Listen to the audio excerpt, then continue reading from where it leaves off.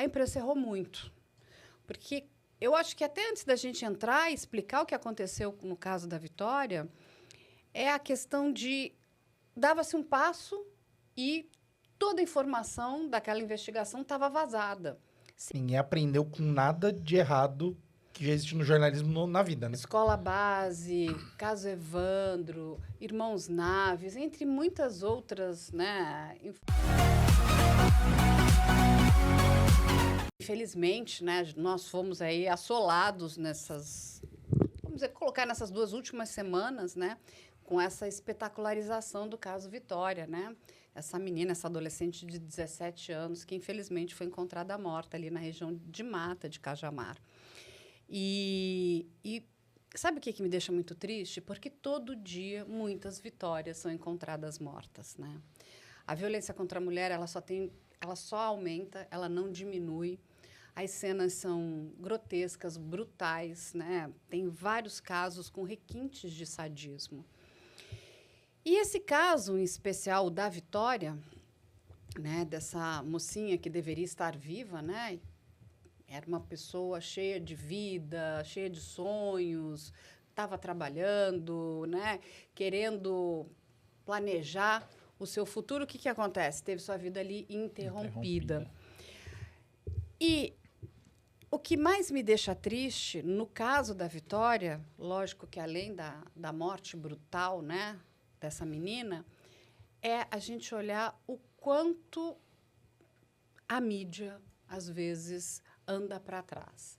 Porque a quantidade de espetacularização, de horrores que a gente acompanhou aí ao longo desses últimos dias, desde que essa menina foi encontrada, é muito triste. É um show de atrocidade, impressionante. Parece que ninguém aprendeu com nada de errado que já existe no jornalismo na vida, né? Escola Base, Caso Evandro, Irmãos Naves, entre muitas outras, né, informações de outros casos não menos importantes que esses, mas a gente traz esses que pegaram a grande mídia, a imprensa errou muito.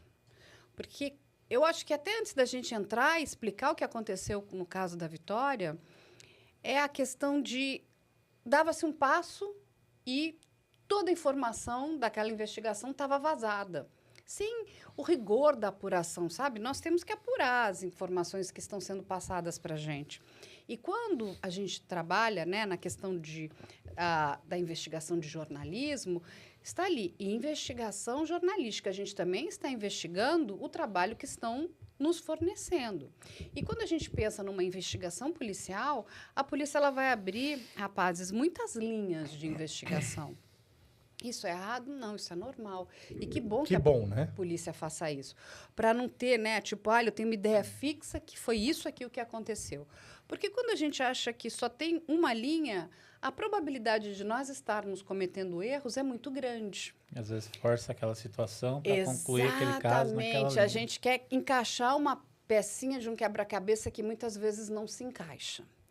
E, nesse caso, infelizmente, essa mocinha ela foi descoberta nessa região de mata sem os cabelos, com sacos plásticos nas mãos e com o corpo nu.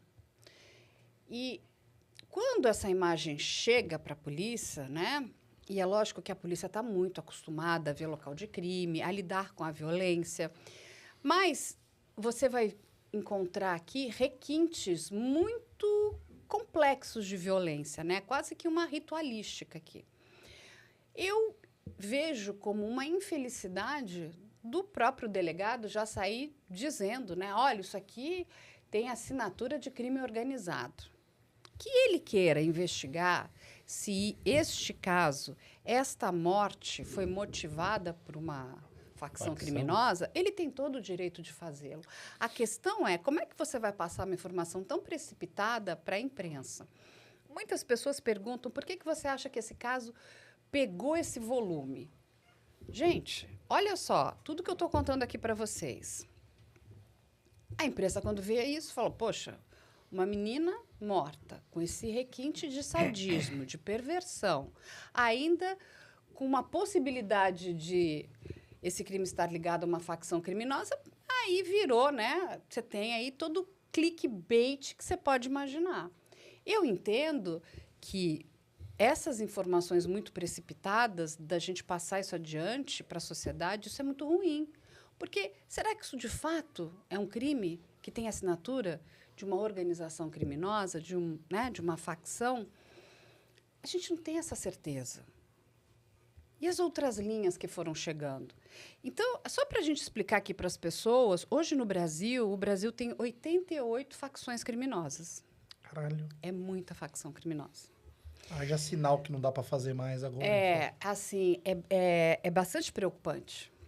Em São Paulo, no estado de São Paulo, a gente só tem uma facção, que é a que impera, né? Que todos nós conhecemos. E eu fui conversar, inclusive, né, com estudiosos, né, enfim, pessoas da área do direito, para entender essa questão dessa assinatura. Porque a gente está falando de uma menina de 17 anos, que naquele momento, quando a gente recebe as informações, uma menina que não tinha antecedentes criminais, uma menina que não oferecia perigo e risco para ninguém. Por que essa menina estaria envolvida num crime com uma organização criminosa? Aí a primeira informação que eu recebo é a seguinte: dentro desta organização que, vamos dizer, que tem o controle aqui em São Paulo, né? Porque tem estados, quando a gente vai olhar para o Rio de Janeiro, são muitas facções brigando entre si. Isso é muito ruim, né? Então, elas ficam brigando por um poder geográfico, de uma questão de uma dominação. Aqui em São Paulo, a gente só tem essa. E a informação que eu recebo é, dentro do estatuto, né, do crime deles, não é permitido o tribunal do crime com menores de idade. Isso acontece com outras facções? Sim, acontece. Mas aqui em São Paulo, nesse isso caso não específico, exatamente. Não. Então, a gente está lidando com uma menina menor de idade, menor de 18 anos, e que a primeira informação que a gente recebe é que, olha, isso aí tem muito pouca probabilidade de se sustentar. Mas, de novo, a polícia tem que investigar? Lógico que tem. Qual é o erro? É a polícia já sair falando. Porque aí já virou aquela comoção. O pessoal quer pegar qualquer migalha que a polícia falar e sair. E eu acho que tem um movimento também da polícia querer o microfone também, né? Porque eles vão falar as coisas, às vezes, sem ter informação, sem ter profundidade. Sem o devido rigor, porque, assim, uma investigação demanda tempo. Principalmente num caso onde a gente não sabe nem a autoria e nem a motivação. Todo bom papo precisa de uma bebidinha para acompanhar. Faltava isso no Elementar, agora não falta mais, Marcão. Não falta, graças a Magu Bebidas, que agora é nossa parceira. Foi a primeira empresa a criar o Moscou Mule, que já vem pronto para beber. Vem até com a espuminha e a caneca. Licores maravilhosos, incluindo o doce de leite que tá aqui na mesa. Aqui. Meu Deus, sabores incríveis. E a cachaçinha no barril de carvalho, que é para quem gosta aqui. Sensacional, DVD. Faltava bebida no Elementar, não falta mais. E também não pode faltar na tua casa. Então entre em contato agora com Magu Bebidas. @Magu Bebidas no Instagram. Atendimento 24 horas por dia, entrega em todo o Brasil, receita de família, cuidadinho ali de artesanal, mas qualidade industrial.